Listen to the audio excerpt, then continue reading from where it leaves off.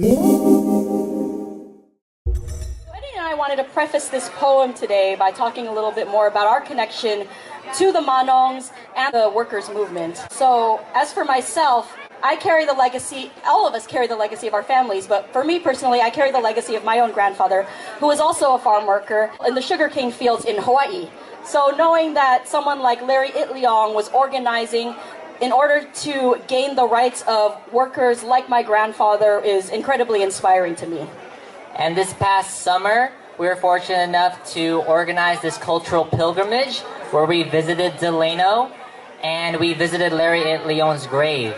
And so that was a transformative experience because when we were there at the cemetery, we felt this force that was pulling us towards this tree. And then in that moment, we were there and paying our respects to Larry Itliong and all the work that he has done for our people, for workers and everyone alike.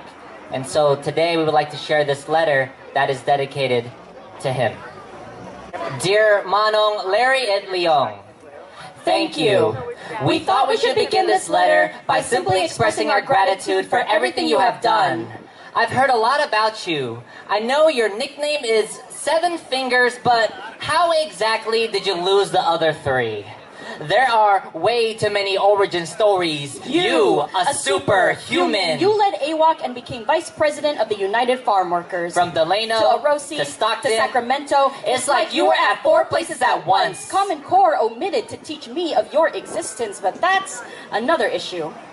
We have never met. We were born 11 years after you passed away. We are not related by blood, but I can't help but feel a sense of connection, like a timeline stretched between Filipino and American. We write, wishing we were born a couple years before 1965. Just so I can be old enough to remember your face, not just your photograph. Cool and commanding as you were, toting a cigar in your car, a dream realized in real life to rally with the man before the legend. As a young, impressionable boy, I would learn from the Manongs working in the fields, providing for their families. Not because anyone told them to, but because that's the right way to live. Without family, there is emptiness, like the bottom of a bowl. Eat na, like Lolas always say. Give thanks. You, a farm worker, an agricultural worker. If you were born in 1988, many people today would criticize your choice of living. But choice is living. The only reason why we are treated as human beings. Your employer said, stay down, keep going, don't rest. They said, funny looking island people, monkeys, keep going. They said, no equal pay for dog eaters, keep going. You said no, you said no. We said no, we said no.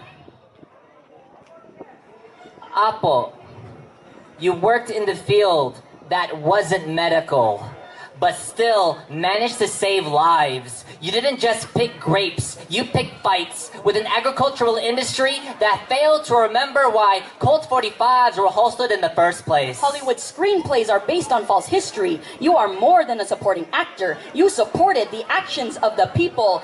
Analyze, organize, mobilize, and decolonize. Thanks to you, we have these rights. An 8-hour day and a 40-hour work week. Thank you. Job protection and representation. Thank you. Join a trade union. Thank you. Join a collective bargaining unit. Thank you. Sick leave, overtime, and holiday pay. Thank you. Lunch and rest breaks. Thank you. Access to restroom and water. Thank you. First aid and medical attention. Thank you. Equal pay to federal minimum wage.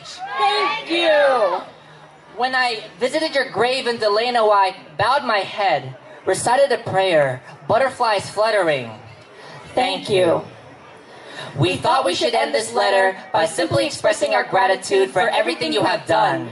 Everything that has come is because you believed in the power of the people. Manong Larry Itliong, your resistance carries on like chants and picket lines for the day. Today, we finally get to commemorate your birthday too.